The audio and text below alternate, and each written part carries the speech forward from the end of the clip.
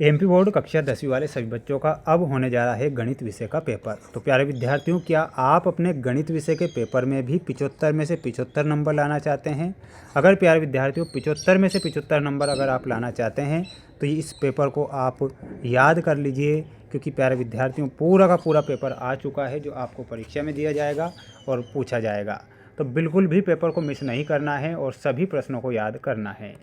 और देख सकते हैं आपकी स्क्रीन के सामने वो क्वेश्चन आ चुके हैं प्यारे विद्यार्थियों, जो कि आपको परीक्षा में दिए जाएंगे और पूछे जाएंगे।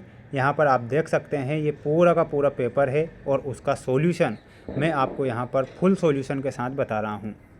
एक परिमेय संख्या और एक अपरिमेय संख्या का जो योग होता है वो क्या होता है? एक तो परिमेय संख्या है और एक है अपरिमेय संख्या। योग आपसे पूछा है तो योग क्या होगा? योग प्यारे विद्यार्थियों अपरिमेय संख्या होगा। तो इसमें आपको अपरिमेय संख्या याद रखना है, जो कि सही आंसर के रूप में हो जाएगा। अगला क्वेश्चन देखिएगा। अगला क्वेश्चन परीक्षा में आएगा, निम्नलिखित में से कौन सा द्विघात बहुपद होगा? तो प्यारे विद्यार्थियों द्विघात बहुपद कौन सा हो जाएगा? तो इसमें आपको लिखना है x² + 7x + 10, यानी कि इसमें आप ऑप्शन नंबर फर्स्ट करेक्ट करेंगे, जो कि द्विघात बहुपद है। अगला क्वेश्चन परीक्षा में बनेगा, ध्यान से देखिएगा। बिंदु P(x,y) की मूल बिंदु से दूरी बताइए। तो मूल बिंदु से दूरी क्या हो जाएगी? और वो हो जाएगी √(x² + y²। समांतर श्रेणी 4, 10, 16, 22 में सर्वांतर क्या होगा? तो सर्वांतर हो जाएगा प्यारे विद्यार्थियों 6। तो इसमें आपको 6 ध्यान रखना है। जितने भी बच्चे इस वीडियो को देख रहे हैं और अगर आप हमारे चैनल पर प्यारे बच्चों नए हैं तो सब्सक्राइब चैनल को ज़रूर करके रखें, क्योंकि हमने आपको संस्कृत का भी पेपर बताया था, अंग्रेजी का भी बताया था, और जो क्लासें मैं ले रहा हूँ ये बिल्कुल बेस्ट क्लासें हैं। ऐसी क्लासें पूरे यूट्यूब पर कोई उपलब्ध नहीं करवाएगा। द्विघात बहुपद 3x² + 6x + 9 में शून्यकों का योगफल बताइए। तो योगफल क्या हो जाएगा? और वो हो जाएगा -2।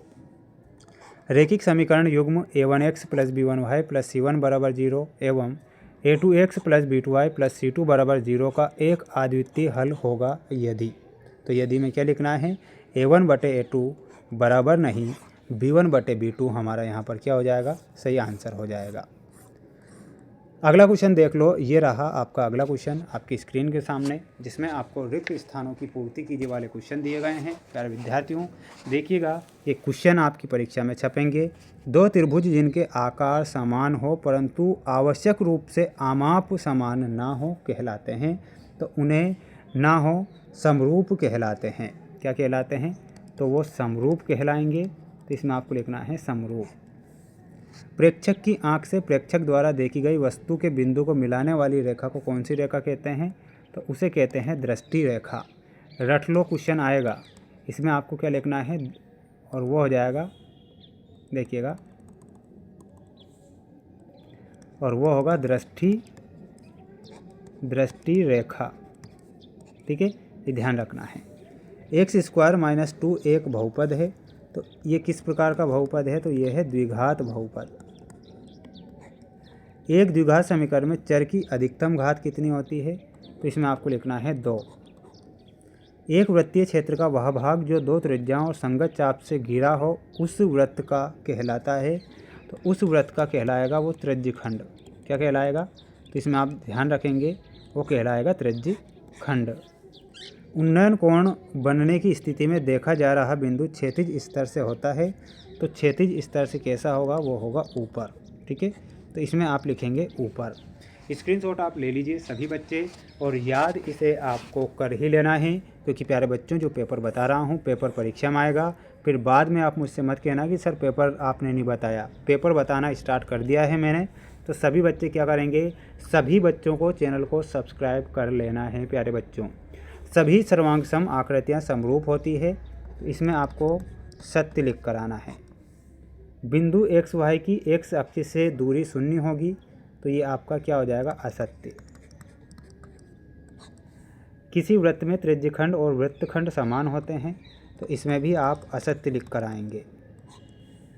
वृत्त के किसी बिंदु पर स्पर्श रेखा स्पर्श बिंदु से जाने वाली त्रिज्या के समांतर होती है। तो ये भी आपका असत्य होगा। किसी वृत्त के किसी व्यास के सिरों पर खींची गई स्पर्श रेखाएं समांतर होती है। ये सत्य लिखना है। केंद्रीय प्रवृत्ति के 3 मापकों में एक आनुभाविक संबंध होता है, त्रिमाध्यक बराबर बहुलक प्लस 2 माध्य, ये आपको सत्य लिखना है। ठीक है, तो स्क्रीनशॉट आप ले लीजिए इसका और अच्छे से क्या कर लीजिए, इसे पढ़ लीजिए, छाप लीजिए पूरा का पूरा पेपर परीक्षा से पहले। ऐसी घटना की प्रायिकता जो घटित नहीं हो सकती है, तो यहाँ पर आपको ऑप्शन नंबर एफ से मिलाना है 0। ठीक है, tan 60 डिग्री का मान आपसे पूछा है, तो इसमें आपको लिखना है करणी 3। सेक 60 डिग्री का मान पूछा है, तो मिलाना है इसमें आपको ऑप्शन नंबर ए से। Sine square theta plus cos square theta का मान हो जाएगा 1। बेलन का वक्र पृष्ठीय क्षेत्रफल आएगा परीक्षा में, तो 2πr/h लिख कर आना है। शंकु का वक्र पृष्ठीय क्षेत्रफल पूछा है, तो इसमें आपको मिलाना है ऑप्शन नंबर सी से। ठीक है, तो ये आपकी क्या हो चुकी है, जोड़ी हो चुकी है। अब आप सभी बच्चे इसका स्क्रीनशॉट लेकर पढ़ लेंगे और याद आप कर लेंगे, क्योंकि ये प्रश्न परीक्षा में आएंगे। त्रिज्या r व p डिग्री कोण वाले वृत्त के त्रिज्यखंड के क्षेत्रफल का सूत्र लिखिए। तो सूत्र क्या हो जाएगा प्यारे विद्यार्थियों, और वो हो जाएगा x/360 मल्टीप्लाई πr²। द्विघात समीकरण ax² plus bx plus c बराबर 0, a बराबर नहीं 0 के लिए द्विघाती सूत्र क्या होगा, तो द्विघाती सूत्र क्या हो जाएगा आपको लिखना है प्यारे विद्यार्थियों, और वो होगा -b plus minus root x² plus 4ac बटा 2a। एक सिक्के को एक बार उछालने पर संभव परिणामों की संख्या कितनी होगी, तो वो होगी 2। ठीक है, मूल बिंदु के निर्देशांक में लिखना है 0 0।